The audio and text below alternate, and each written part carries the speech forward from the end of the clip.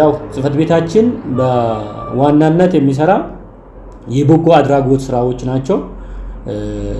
ከማህበረሰብ ጋራ ከባለሀብት ጋራ ቅን ልብ ያላቸው ማህበረሰብን ባለሀብትን በማስተባበር አቅመ ደካማ የሆኑ እናቶች አልጋ ቁራኛ የሆኑ ማህበረሰብን በአመት በዓል እንዲታሰብ ከጎናቸው እንድንሆን የወንድማማችነትና የኢትማማችነትን የአብሮነትን ለማጠናከር ከፍተኛ ስራ በዚህ በ9 ወር አፈጻጸማችን ከፍተኛ ስራ ሰርተናል።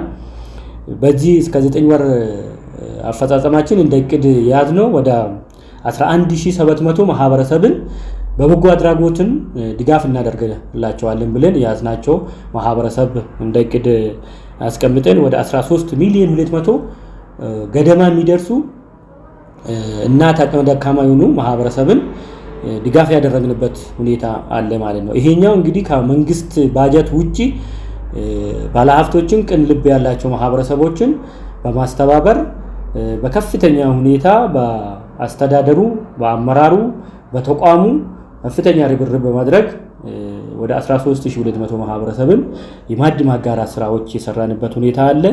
ከዛ ጎን ለጎን ደግሞ አቅመ ደካማ የሆኑ እናቶች ቤታቸው የፈረሰ የሚያፈሱ ቤቶችን ጎን ለጎን ቤት የማደስ ስራዎች አካባቢ ደግሞ ከፍተኛ ስራዎች የሰራንበት ሁኔታ አለ።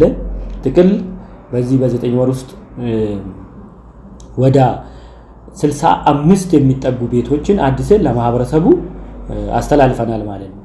ይሄ እንግዲህ ወደ ብር ሲተመን ወደ 30 ሚሊዮን የሚጠጋ የቤት እድሳት ላይ የተሳተፍንበት ሁኔታ አለና ከፍተኛ ስራዎችን ስንሰራ ነበር። በዚህ በቀሩ ወራቶች ውስጥ ደግሞ ከዚህ የተሻሉ ስራዎችን ሰርተን ማህበረሰቡን ችግሮች እንደ መንግስት ከጎናቸው ለመቆም በእቅዳችንም ደረጃ ይዘናል። እኛም በዛ እቅድ ልክ እንደ ወረዳ እየተንቀሳቀስን ያለንበት ሁኔታ አለ የሚል አጠር ያለ ሐሳብ አለን። በጣም ከልብ አመሰግናለሁ።